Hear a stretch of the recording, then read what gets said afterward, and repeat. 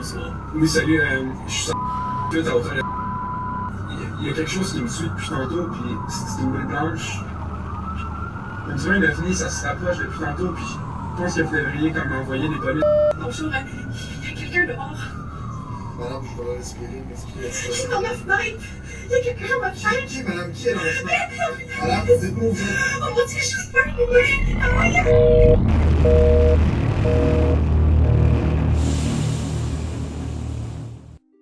L'univers, grande fascination des hommes depuis la nuit des temps. Serait-il possible que ce vaste espace abrite d'autres formes de vie que la nôtre? Selon Enrico Fermi, lauréat du prix Nobel de physique de 1938, si des peuples plus avancés existaient, ils seraient déjà entrés en contact avec nous. Mais est-il certain qu'ils ne l'ont pas fait? Bien qu'aucune trace de civilisation extraterrestre n'ait été trouvée, des personnes rapportent avoir déjà observé des phénomènes étranges.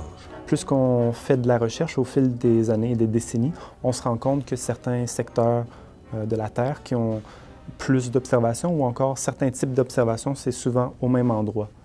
Si nous regardons l'ensemble des signalements, c'est sûr que la majorité, ça va être des petites lumières, la plupart du temps sans importance. C'est pour ça que les véritables statistiques se concentrent sur les cas qui ont été véritablement investigués, pas juste les oui-dire. On en a vu beaucoup là, de cas. On en a filmé beaucoup, justement. Ça arrive souvent qu'on fait des soirées d'observation. On s'installe à un lieu X parce qu'on sait qu'il y a des observations dans ces lieux-là et on attend. Et la plupart du temps, on capte.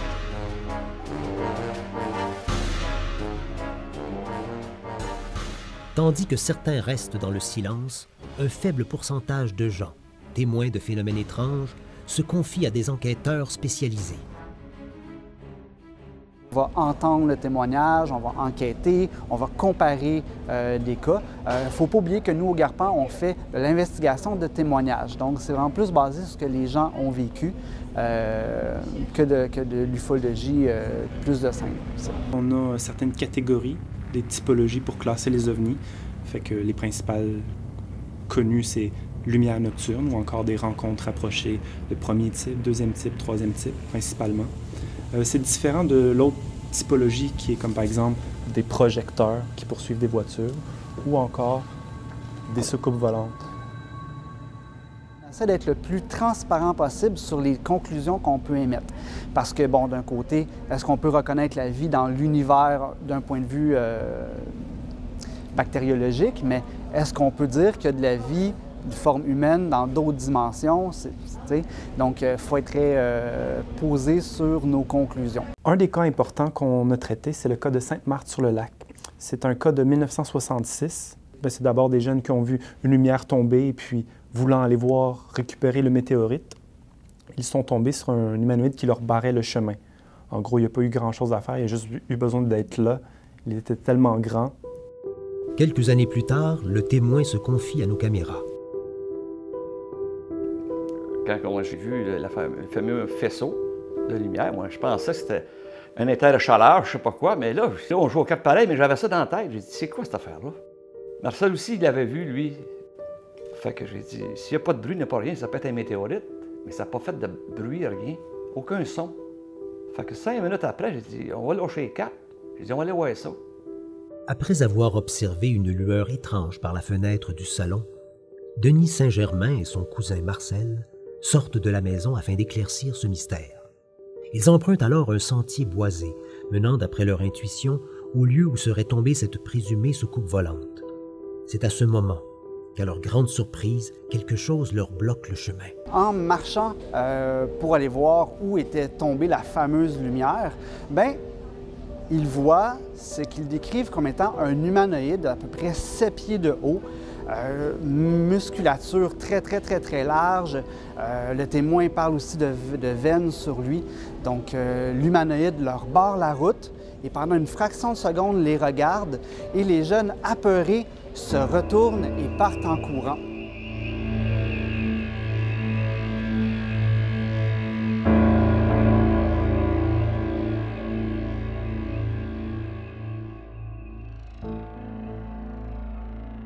Il était fait carré, il était long, il mesurait quasiment 7 pieds.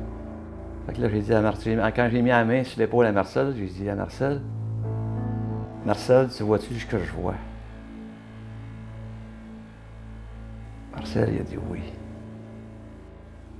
On est parti en courant, en retournant chez nous, là, comme jamais. On courait au maximum. On était jeunes, là. On n'a pas arrêté, nulle part. On s'est en allé direct à la maison. On n'était pas loin, on était juste à 400 pieds. Mais ça nous sécurisait d'être chez nous. De retour chez eux, Denis et Marcel ne comprennent toujours pas ce qui vient de leur arriver. Ce qui est surprenant, c'est que des années plus tard, on parle à peu près 30 quelques années plus tard, le même phénomène, encore une fois, à Sainte-Mère-sur-le-Lac, encore avec des jeunes, avec le même humanoïde. C'est vraiment surprenant. Donc, 2 cas similaires, à la même place, avec le même nombre de jeunes, faisant un peu la même chose. C'est un peu quelque chose d'exceptionnel en ufologie. C'est rare que 2 cas se rapprochent en termes de similitude. Après avoir fait l'investigation sur place, on se rend compte qu'un dit « Moi, j'ai vu l'humanoïde, il était là. » Puis l'autre, il dit « Moi, je l'ai vu, puis il était là. » Puis même eux, après l'investigation qu'on a faite sur place, c'était la première fois qu'ils retournaient sur place depuis 15 ans. Puis après 1 heure de discussion, ils se sont eux-mêmes rendus compte que « Hey, peut-être qu'on n'a pas vu le même humanoïde puis qu'il y en avait 2. » Pour nous, ça rend le cas encore plus énigmatique et difficilement compréhensible parce que c'est 2 cas très similaires, 66 et l'an 2000, à 34 ans d'intervalle, mais à seulement 1 kilomètre de distance. Ces 2 cas sont-ils reliés ou s'agit-il de 2 événements isolés? Les enquêteurs restent perplexes. On ne peut pas être sûr à 100%, hein, mais d'après la description qu'on a, autant du cas de 66 que le cas de 2000, les similitudes sont extrêmement ressemblantes, c'en est même bouleversant en fait, même pour nous les enquêteurs, parce que d'un point de vue ufologique, puis même d'un point de vue d'enquête, c'est rare que 2 cas se ressemblent autant. Donc, est-ce que c'est le même humanoïde? On ne sait pas, mais ça reste encore à confirmer. C'est ce qu'on veut faire, nous. Ce qu'on fait, c'est d'enquêter puis d'aller chercher des preuves d'existence ou des traces au sol. Au Québec, nous sommes chéris d'avoir de nombreux cas depuis des décennies. Peut-être, nous, on soupçonne que c'est la population québécoise qui est plus ouverte, qui est plus sensibilisée pour les phénomènes paranormaux. Alors, c'est moins tabou qu'ailleurs. Au-dessus de 1200 cas. Le Québec a gagné la palme pour les observations d'OVNI. Et depuis 2013, je peux dire qu'il y a vraiment beaucoup plus d'observations, beaucoup plus de témoins. Puis c'est très crédible ce qu'on reçoit comme témoignage.